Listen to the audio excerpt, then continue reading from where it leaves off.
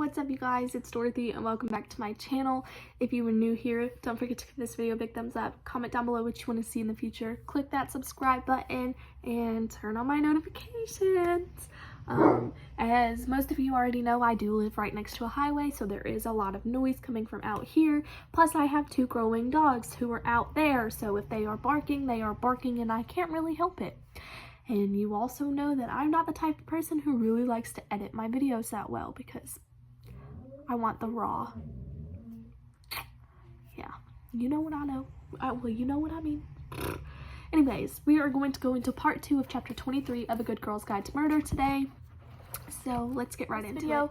May contain sensitive topics and foul language. If you do not wish to continue, please click off of this video now. You have been warned. Writing part 2, chapter 23, to A Good Girl's Guide to Murder. Pippa Fitz and Bowie, 10/7/19, Capstone Project Log, entry 25. I guess that's what they mean by a close call. Ravi still wasn't quite himself by the time he had to leave for work, and the burner phone wasn't even there, but the break-in might not have been for nothing. I emailed the photos of Andy's planner to myself so I could see them bigger on my laptop screen. I've gone through each one dozens of times, and I think there are some things to pick up on here. This is the week after spring break and the week Andy disappeared. There's a lot to look at on this page alone, starting with the Fat De Silva 0 to 3 Andy scorecard comment. This was just after Andy posted the nude video of Nat online, and I know from Nat that she had only returned to school on Wednesday, April 16th, and Andy called her a slut in the corridor, prompting the death threat stuffed into Andy's locker. But judging this comment at face value, it seems Andy was gloating over 3 victories she had over Nat in her twisted games, and if the topless video was one of those goals, was blackmailing Nat to drop out of the Crucible another, then what was the third thing Andy did to Nat De Silva? Could that have been what made Nat snap and turn into a killer? Another significant entry on this page is on Wednesday, April 16th, TS at 7:30. If Ravi is right and Andy was writing things down in code, I think I've cracked this one. It's so simple. Train station. As in the train station parking lot, I think. Side note, this book comes with like little pictures of an actual planner. I don't know if you can see it. That has been written in. But yeah. Andy was reminding herself that she had a meeting with Howie at the station that evening. I know that she did, in fact, meet Howie that evening because Sal wrote Howie's license plate number in his phone at 7:42 p.m. on that very same Wednesday. There are many more instances of TS with an accompanying time in the photos we took. I think I can confidently say that these referred to Andy's drug trades with Howie, and she was following Howie's instructions to use codes to keep her activities secret from prying eyes. Having them in her planner was the perfect memory prompt. There are other initialized entries with times written in the planner. During this mid-March week, Andy wrote on Thursday the 13th, IV at 8. This one I'm stumped on. It follows the same code pattern, then IV. If it's like TS, IV refers to a place. I have no idea what it is. There's nowhere in Fairview I can think of with those initials. Or could IV refer to somebody's name? It appears only 3 times in the pages we photographed. There's a similar entry that appears much more frequently, HH at 6. On this March 15th entry, Calam presumably means Calam party, so maybe HH actually just means Howie's house, and Andy was picking up drugs to take to the party. An earlier spread in March caught my eye too. The numbers scrawled in the scribbled out above Thursday, March 6th. There are a phone number, 10 digits starting with 475, an area code for Connecticut. It has to be. But why would Andy write his cell phone number in her planner? Why not enter it straight into her phone? Unless this number wasn't meant for her actual phone. Maybe she wrote it down because her burner phone wasn't on her at the time. And that's where she wanted this number to go.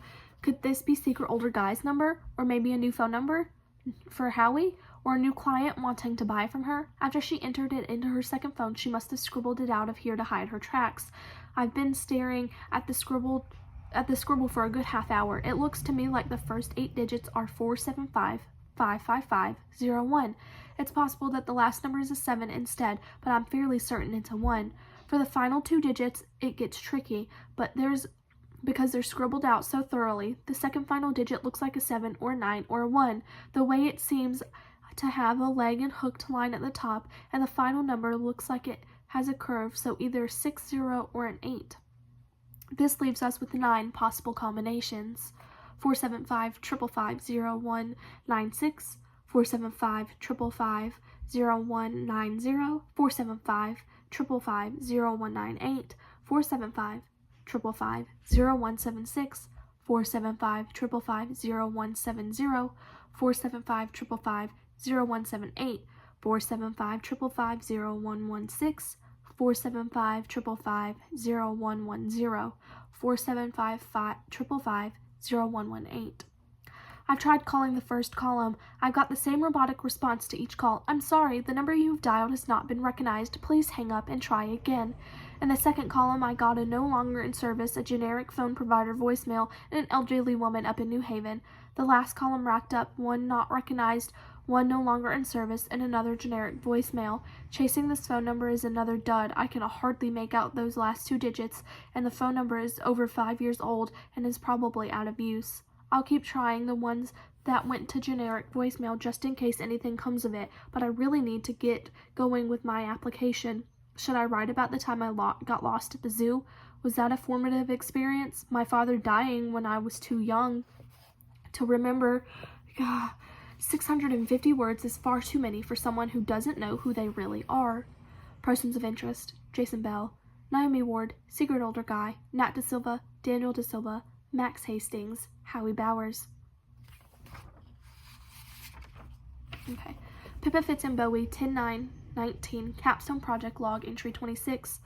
No, I haven't gotten any further with my personal essay. I wrote 300 crappy words yesterday and deleted them right after, and now I'm finding myself dragged back into the world of Andy Bell, clicking on my capstone project document when I should be opening a blank page, but thinking about a dead girl is so much easier than thinking about myself. I've read over Andy's planner so many times that I can almost recite her February to April schedule by heart. One thing is abundantly clear: Andy Bell was a homework procrastinator. 2 other things are quite clear: learning on assumption, TS refers to Andy's drug deal meetings with Howie at the station parking lot, and HH refers to his house. I still haven't managed to work out IV at all. It appears only 3 times in total: on Thursday, March 13th at 8, Friday, March 21st at 9, and Thursday, March 27th at 9. Unlike TS or HH, which jump around at all different times, IV is the one that once at 8 and twice at 9. Ravi's been working on this too. He just sent me an email with a list of possible people/places IV could refer to. He spread the search outside Fairview, looking into neighboring towns as well. I should have thought of that. His list: Imperial Vault nightclub in Stamford, Ivy House Inn in Westport, Ida Vaughn, aged 90, lives in Wilton, the 4 Cafe in New Canaan, IV equals 4 in Roman numerals. Imperial Vault's website says that the club was opened in 2012. From its location on the map, it looks like it's just in the middle of nowhere, a concrete slab nightclub in a parking lot amid a mass of green grass pixels. It holds regular events like Ladies' Night, and the club is owned by a man named Robert Hewitt. I guess it's possible Andy was going there to sell drugs. We could go look into it. I asked to speak to the owner. The Ivy House Inn doesn't have its own website, but it has a page on TripAdvisor with only 2.5 stars. It's a small family-run B&B with only 4 available rooms, right by Westport Station. The Ivy House Inn doesn't have its own website, but it has a page on TripAdvisor with only 2.5 stars.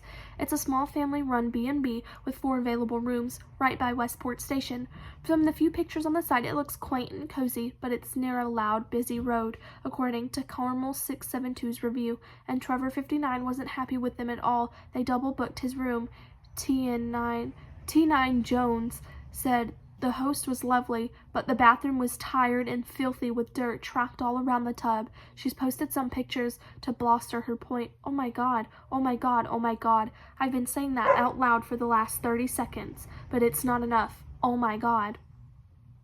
And why won't Ravi pick up his damn phone? The last review includes 2 close-up pictures of the tub in different angles and then a long shot of the entire bathroom. Besides the bath is a huge full-length mirror on the wall. We can see the reviewer and the flash on her phone reflected in it. We can see the rest of the bathroom too, from its cream ceiling with circle spotlights down to its tiled floor, a red and white tiled floor. I'm almost certain that it's the very same tiled floor from the printed photo that was pinned up behind the Reservoir Dogs poster in Max Hastings' bedroom.